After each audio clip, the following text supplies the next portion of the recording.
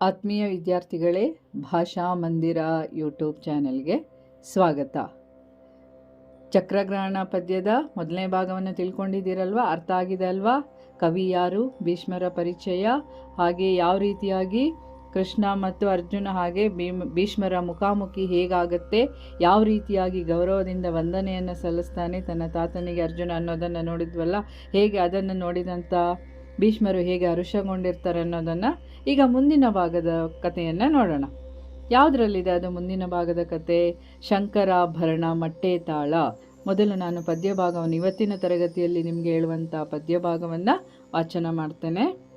ತಂದೆ ಎಳಿದ ದಿವಸದಿಂದ ನಮ್ಮ ರಕ್ಷಿಸಿ, ಇಂದು ಕುರು ನೃಪಗೆ ಸಹಾಯದಿಂದ ಗರ್ಜಿಸಿ, ಒಂದು ಪಸುಳರೊಡನೆ ಕಾದುವುದು ವಿವೇಕವೇ, ಕಂದರುಭಯ ಪಕ್ಷದಲ್ಲಿ ನಿಮಗೆ ಭೇದವೇ, ಎನಲು ಪೇಳ್ದ ಬಾಲ ಭಾಷೆಯಾಡಬೇಡವೋ, ಎನಗೆ ನಿಮ್ಮೊಳೈದೆ ಹಿರಿದು ದಯವೋ ದುಗುಡವೋ, ಎನ್ನುವುದ ಭುಜನಾಭ ಬಲ್ಲ ನೇತ ಕಾನುಡಿ, ತ್ರಿಣಯ ನಿತ್ತ ಶರವ ತೆಗೆದು ಎನ್ನ ಮೇಲೊಡಿ, ಎಂದು ಸಾಯ ಕಂಗಳೆಚ್ಚಡಭ್ರ ಮುಸುಕಲು, ಇಂದ್ರಜಾತ ನದರ ತರಿದು ಮಗುಳೆ ಕವಿಸಲು, ಸ್ಯಂದನದ ಹಯಂಗಳೊದರಲಾಗ ಸುತನು ನೊಂದು ಮೂರ್ಛೆಗೊಳ್ಳಲು ಭೀಷ್ಮ ಬೆರಗು ಭಟ್ಟನು,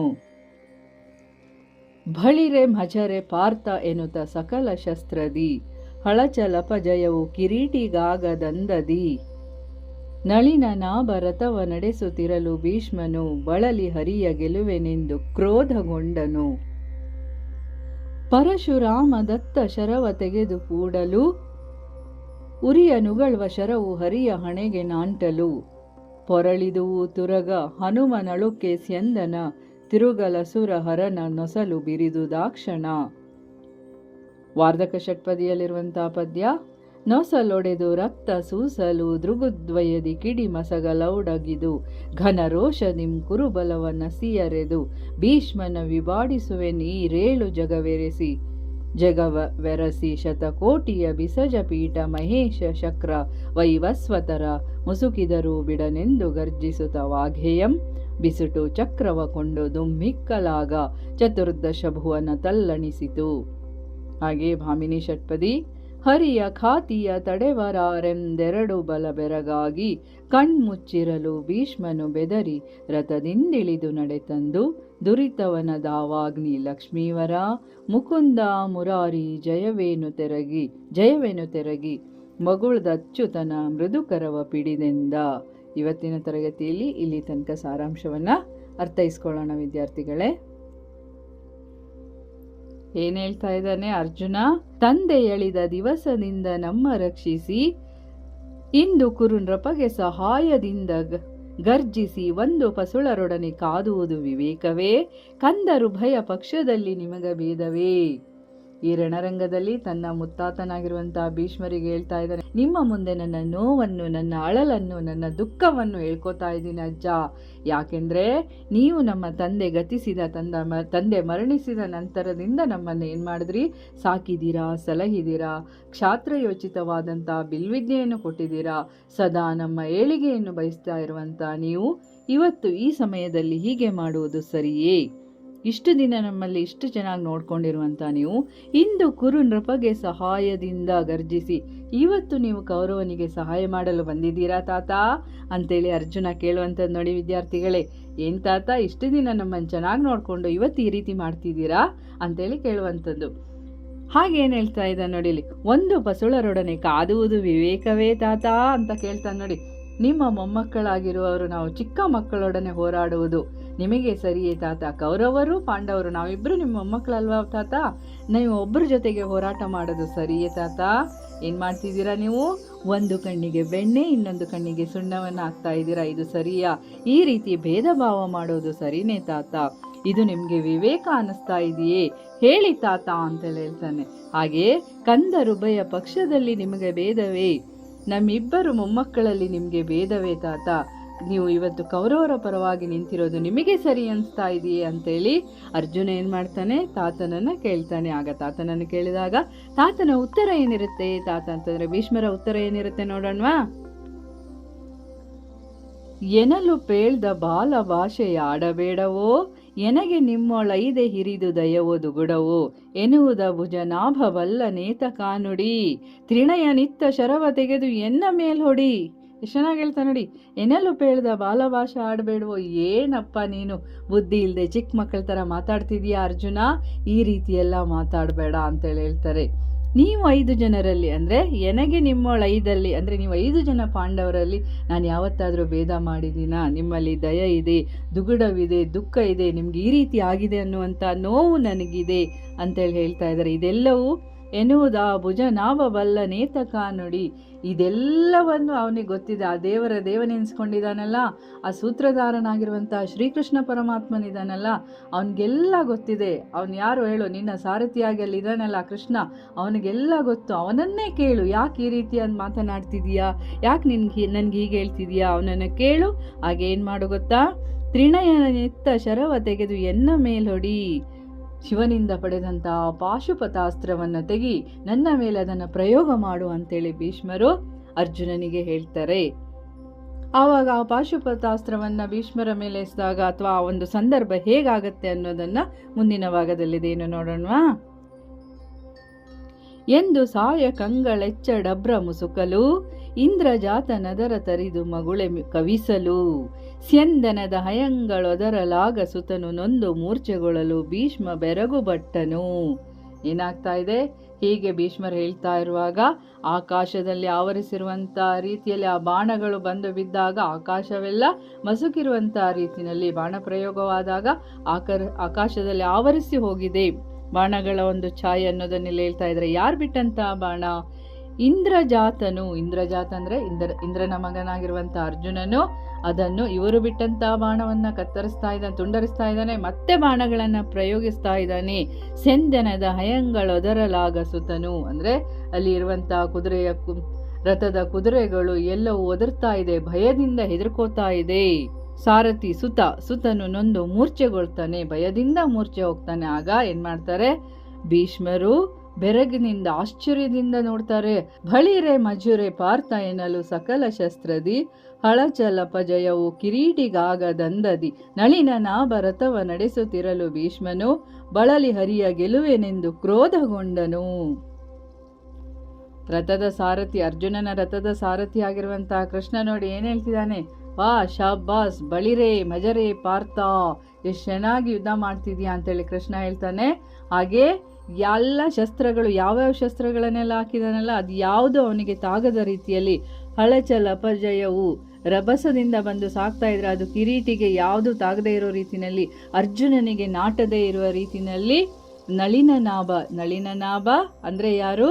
ಪದ್ಮನಾಭ ಅಂದ್ರೆ ವಿಷ್ಣು, ಕೃಷ್ಣ. ನಳಿನನಾಭ ರಥವನ್ನ ನಡೆಸ್ತಾ ಇರ್ತಾನೆ.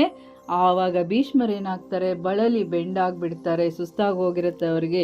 ಹರಿಯ ಗೆಲುವೇನೆಂದು, ಇದೆಲ್ಲ ಹರಿಯದೇ ಕತೆ, ಇದೆಲ್ಲ ಕೃಷ್ಣನದೇ ಕಾರ್ಬಾರು ಅಂತೇಳಿ ಏನ್ ಮಾಡ್ತಾರೆ? ಗೆಲುವೇನೆಂದು ಕೃಷ್ಣನನ್ನ ಗೆಲ್ತೇನೆ ಅಂತೇಳಿ ಕ್ರೋಧಗೊಳ್ತಾರೆ, ಕೋಪಗೊಳ್ತಾರೆ. ಕೋಪದಿಂದ ಏನ್ ಮಾಡ್ತಾರೆ ಅಂತ ನೋಡೋಣ. ಏನ್ ಮಾಡ್ತಾರೆ?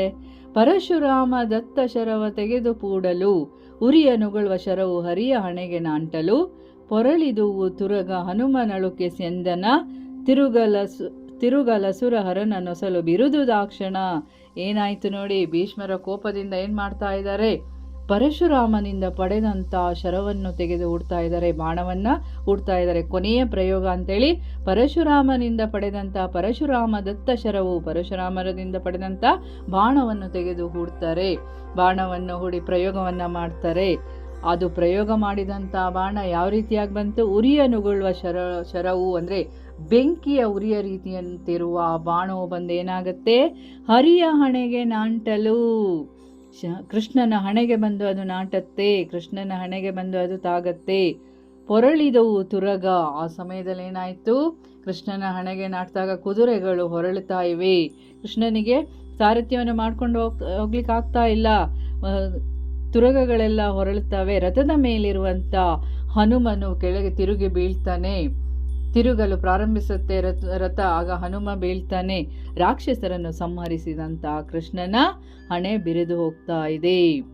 ಆಗ ಏನಾಗುತ್ತೆ ಅನ್ನುವಂಥದ್ದು ವಾರ್ಧಕ ಷಟ್ಪದಿಯಲ್ಲಿದೆ. ಇದಿಷ್ಟು ಅರ್ಥ ಆಯ್ತಲ್ವಾ? ಏನು ಹೇಳ್ತಾ ಇದ್ದಾರೆ ವಾರ್ಧಕ ಷಟ್ಪದಿಯಲ್ಲಿ? ಏನಾಯ್ತು, ಕೃಷ್ಣನ ಆರ್ಭಟ ಏನಾಗ್ತಾ ಇದೆ ನೋಡೋಣ. ನೋಡಿ, ನೊಸಲೊಡೆದು ರಕ್ತ ಸೂಸಲು ದೃಗುದ್ವಯದಿ ಕಿಡಿ ಮಸಗಲೌಡಗಿದು ಘನ ರೋಷದಿಂ ಕುರುಬಲವ ನಸಿ ಎರೆದು ಭೀಷ್ಮನ ವಿಭಾಡಿಸುವೆ ನೀರೇಳು ಜಗವೆರಸಿ ಶತಕೋಟಿಯ ಬಿಸಜ ಪೀಠ ಮಹೇಶ ಶಕ್ರ ವೈವಸ್ವತರ ಮುಸುಕಿದರು ಬಿಡನೆಂದು ಗರ್ಜಿಸುತ್ತ ವಾಘೆಯಂಬಿಸುಟು ಚಕ್ರವ ಕೊಂಡು ದುಮ್ಮಿಕ್ಕಲಾಗ ಚತುರ್ದಶ ಭುವನ ತಲ್ಲಣಿಸಿತು. ನೋಡಿ ಏನಾಯ್ತು ಅಂತೇಳಿ ಕೃಷ್ಣನ ಹಣೆಗೆ ಭೀಷ್ಮರು ಬಿಟ್ಟಂತಹ ಪರಶುರಾಮ ಶರವು ತಾಗಿದಾಗ ಹಣೆ ಬಿರಿದು ಏನಾಗ್ತಾ ಇದೆ, ಕೃಷ್ಣನ ರೌದ್ರ ಯಾವ ರೀತಿಯಾಗಿ ಬರ್ತಾ ಇದೆ ನೋಡೋಣ. ಅದರ ಅರ್ಥನ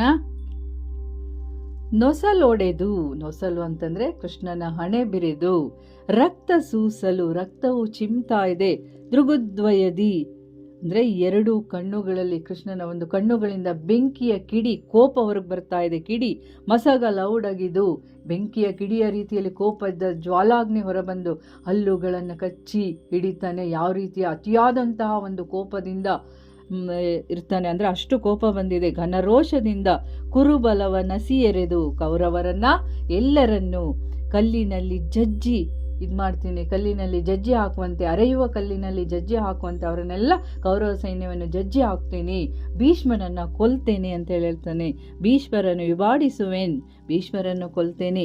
ಈರೇಳು ಜಗವೆರೆಸಿ, ಈರೇಳು ಯಾವುದೇ ಇಡೀ ಜಗತ್ತಲ್ಲಿ ಯಾರು ಬರಲಿ, 100 ಕೋಟಿ 7 ಜಗದಲ್ಲಿ ಇರುವಂತಹ ಶತಕೋಟಿ 100 ಕೋಟಿ ಬ್ರಹ್ಮರು ಬರಲಿ, ಬ್ರಹ್ಮ ಬರಲಿ, 100 ಕೋಟಿಯ ಜನ ಬರಲಿ, ಬ್ರಹ್ಮ ಬರಲಿ, ಅಥವಾ ಬಿಸಜ ಪೀಠ ಬ್ರಹ್ಮ ಬರಲಿ, ಮಹೇಶ ಬರಲಿ, ಶಕ್ರ ಬರಲಿ, ದೇವೇಂದ್ರ ಬರಲಿ, ವೈವಸ್ವತರ ಮುನಿಗಳು ಬರಲಿ, ಯಾರೇ ಬರಲಿ ಏನು ಮಾಡ್ತೀನಿ ನಾನು, ಯಾರೇ ಬಂದು ಮುಸುಕಿದರು ಬಿಡನೆಂದು, ಯಾರೇ ಬಂದು ನನ್ನನ್ನು ತಡಿಲಿಕ್ಕೆ ಬಂದರು, ಅವರನ್ನು ಭೀಷ್ಮರ ರಕ್ಷಣೆಗೆ ಬಂದರು, ನಾನು ಬಿಡುವುದಿಲ್ಲ ಅಂತೇಳಿ ಗರ್ಜನೆಯನ್ನು ಮಾಡ್ತಾ ಏನು ಮಾಡ್ತಾನೆ, ಗರ್ಜಿಸುತ್ತ ವಾಗೆಯಂಬಿಸಿಟು ಕುದುರೆಯ ಕಡಿವಾಣವನ್ನು ಬೀಸ್ತಾನೆ. ಚಕ್ರವನ್ನು ಕೈಯಲ್ಲಿ ಹಿಡ್ಕೊಂಡು ದುಮ್ಮಿಕ್ಕಲು ನೆಲದ ಮೇಲೆ ಭೂಮಿಯ ಮೇಲೆ ಧುಮುಕಿದಾಗ ಚತುರ್ದಶ ಭುವನ ತಲ್ಲಣಿಸಿತು, ಭೂಲೋಕದ 4 ದಿಕ್ಕುಗಳು ಸಹ ಭಯದಿಂದ ತಲ್ಲಣಗೊಂಡಿತು. ಈ ರೀತಿಯಾದಂಥ ಒಂದು ಗರ್ಜನೆ, ಕೃಷ್ಣನ ಒಂದು ಕೋಪವನ್ನು ನಾವಿಲ್ಲಿ ನೋಡ್ತೀವಿ. ಯಾಕೆ? ಭೀಷ್ಮರು ಬಿಟ್ಟಂತಹ ಪರಶುರಾಮ ಬಾಣದಿಂದ ಈ ರೀತಿಯಾದಂತಹ ಒಂದು ಗರ್ಜನೆಯನ್ನ ಮಾಡ್ತಾರೆ. ಈ ರೀತಿ ಕೃಷ್ಣನ ಗರ್ಜನೆ ಆದಾಗ ಏನಾಯ್ತು, ಇಡೀ ಎಲ್ಲರೂ ಬೆರಗಾಗಿ ನೋಡ್ತಾ ಇರ್ತಾರೆ. ಅವಾಗ ಇವರನ್ನು ಸಮಾಧಾನ ಮಾಡ್ಬೇಕಲ್ವಾ ಕೃಷ್ಣನನ್ನು.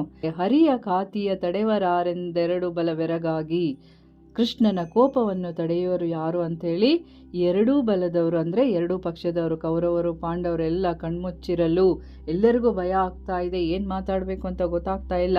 ಆಗ ಭೀಷ್ಮರು ಏನು ಮಾಡ್ತಾರೆ, ಬೆದರಿ ನಿಧಾನವಾಗಿ ರಥದಿಂದಿಳಿದು ನಡೆತಂದು ನಡ್ಕೊಂಡು ಬಂದು ಏನು ಹೇಳ್ತಾರೆ, ಕೃಷ್ಣನನ್ನು ಪ್ರಾರ್ಥನೆ ಮಾಡ್ತಾರೆ. ಏನಂತ ಪ್ರಾರ್ಥಿಸ್ತಾರೆ, ದುರಿತವನದಾವಾಗ್ನಿ ಲಕ್ಷ್ಮೀವರ ಮುಕುಂದ ಮುರಾರಿ ಅಂತೇಳಿ ಏನು ಹೇಳಿ, ಕಷ್ಟಗಳನ್ನು ನಾಶ ಮಾಡುವಂಥವನೇ ನೀನು, ಬೆಂಕಿ ಇದ್ದ ಹಾಗೆ ಅಂದರೆ ನೀನು ಎಲ್ಲರ ಕಷ್ಟವನ್ನು ನಾಶ ಮಾಡುವವನು, ದಾವಾಗ್ನಿ ನೀನು, ಲಕ್ಷ್ಮೀಪತಿ ನೀನು, ಲಕ್ಷ್ಮೀಶ ನೀನು, ಮುಕುಂದ ನೀನು, ಮುರಾರಿ ನೀನು ಅಂತೇಳಿ ಕೃಷ್ಣನಿಗೆ ಇರುವಂತಹ ಬೇರೆ ಬೇರೆ ಹೆಸರುಗಳಿಂದ ಕೃಷ್ಣನನ್ನು ಪ್ರಾರ್ಥನೆಯನ್ನು ಮಾಡ್ತಾ ಮಾಡ್ತಾ ಏನು ಮಾಡ್ತಾರೆ, ಕೃಷ್ಣನಿಗೆ ಜಯವಾಗಲಿ, ಹರಿಗೆ ಜಯವಾಗಲಿ, ಮುರಾರಿಗೆ ಜಯವಾಗಲಿ ಅಂತೇಳಿ ಕೃಷ್ಣನ ಹತ್ತಿರ ತೆರಗಿ ಮಗುಳ್ದ ಅಚ್ಯುತನ ಅಂದರೆ ಅವರ ಹತ್ತಿರ ಬಂದು ಅಚ್ಯುತನ ಕೃಷ್ಣನ ಮುರಾರಿಯ ಹರನ ಕರವನ್ನು ಕೈಯನ್ನು ಮೃದುವಾಗಿ ಅಂದರೆ ಹಿಡಿದುಕೊಂಡು ಬಂದು ಅವ್ರ ಹತ್ರ ಹೀಗೆ ಹೇಳ್ತಾರೆ ಅನ್ನೋ ತನಕ. ಏನು ಹೇಳ್ತಾರೆ ಅನ್ನೋದನ್ನು ನಾವು ಮುಂದಿನ ವಿಡಿಯೋದಲ್ಲಿ ನೋಡೋಣ, 3ನೇ ಭಾಗದಲ್ಲಿ.